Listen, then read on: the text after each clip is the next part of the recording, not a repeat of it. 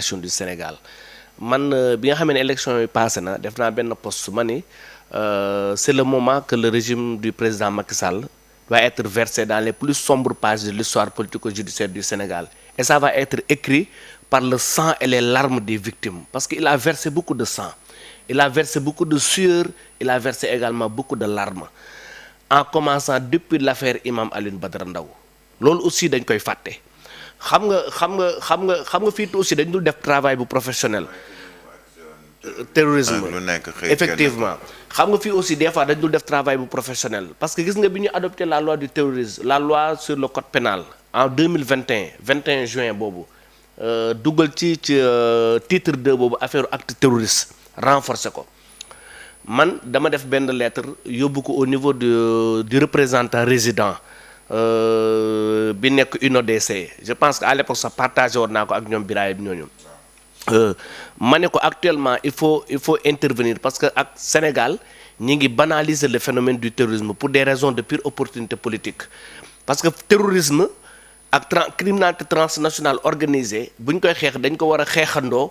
ci niveau standard international yi sous-régional ak régional mais mënoo jël ay infraction de nature délictuelle ay voies de fait érigé ko en infraction de nature terroriste finalement dem naa ba mel ne j'ai eu raison sax sur loolu parce que daanaka ni ñu fi topp yëpp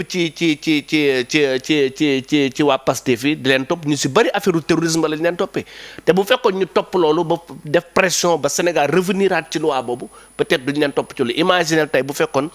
président Macky Sall gañewaat régime bi mais ils vont pourrir en prison ci kaw loolu bu ñu ko tëbee keroog bi nga xamee ni jàpp nañu Bah Diakhaté dama def benn article ma ne c'est le moment maintenant pour le procureur mu parce que l'affaire Bah Diakhaté ça peut être un début d'une enquête criminelle dans l'affaire Fulbert Sambou ak Didier Badji parce que ñu bari dañu yaakaar loi d'amnistie bi daf ko yóbbaale par contre loi d'amnistie bi yóbbaalewul kaayu loi d'amnistie bi li mu yóbbaale mooy les faits yi nga xam dafa lié à des manifestations mars 2021 juin 2024 février 2024 n'est-ce pas donc affaire loolu ci ay manifestations par contre ñaari affaires yooyu moom c'était dans une situation tout à fait normale donc dafay courir toujours ba léegi kon nag procureur amoon na possibilité pour autosaisir ba tey jii am na possibilité pour autosaisir pour xam affaire yooyu nan la demee même les familles waxoon naa ne nañu def benn plainte conjointe pour dugal ko bul fàtte l'affaire François Mancabou aussi parce que à l'époque waxoon naa ni il est la première victime de la loi sur le terrorisme jamono boobu aussi waxoon naa ko beneen bi mooy bi ñu ñëwee ak li fi am yëpp ñu ne loi d'amnistie man reproché woon naa sax les députés de l'opposition pourquoi les députés parce que là aussi c'est un peu suspect oui effectivement pourquoi les députés dans les 15 jours qui suivent l'adoption de la loi cette loi machiavélique là parce que loi bi man dama ko considérer comme une loi boo xam ne dafay effacer une scène de crime des crimes internationaux te bul fàttali balaa ma koy fàttali la loi d'amnistie maanaam le droit international dafay interdire ñu adopter ay loi d'amnistie yu mel ni ci yenn genre crimes yi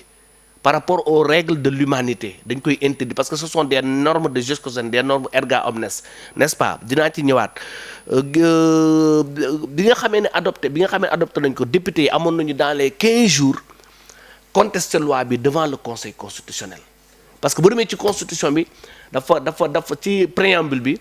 dafa dugal li ñu mel la déclaration universelle des droits de l'homme la charte africaine des droits de l'homme et des peuples te yooyu bu demee ci biir xam nañ ni la vie elle est sacrée tout ce qui est meurtre ak torture ak convention contre la torture yooyu Sénégal daf ko signer sans réserve yooyu dañ ko ci renforcer ci préambule et le préambule fait partie intégrante de la constitution n'est-ce pas am nañ ku ma wax sax benn journaliste démb ni ma président par haute cour de justice ak lañ ko mën a juger te constitution bi da ko gàmmet ko constitution bi ko aar noonu constitution bi moo aar doomu aadama yi aussi n'est-ce pas donc pour jëli ko même si les juridictions nationales sont défaillantes la justice pénale internationale elle est là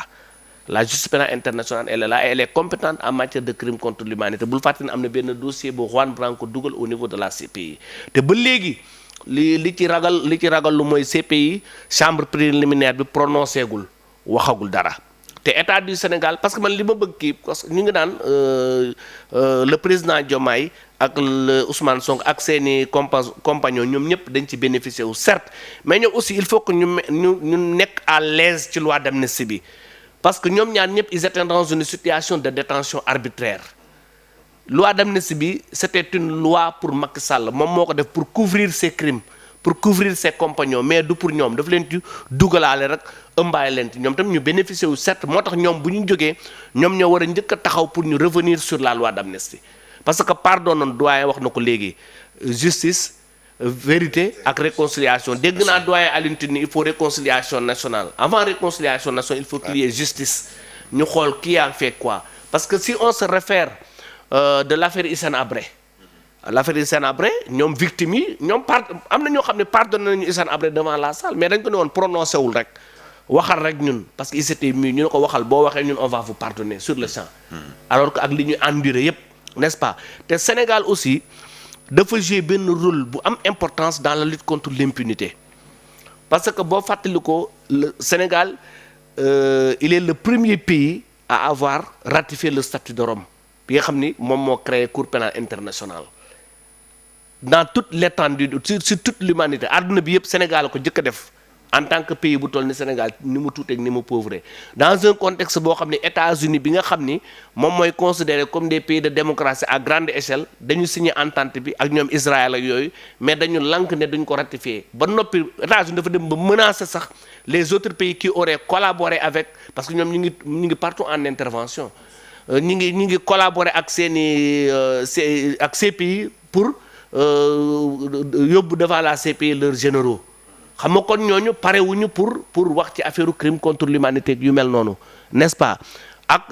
CPI ñu considère ko comme une juridiction extra-africaine Sénégal defaat ci beneen jéego mooy moom moo njëkk adopté la loi sur la compétence universelle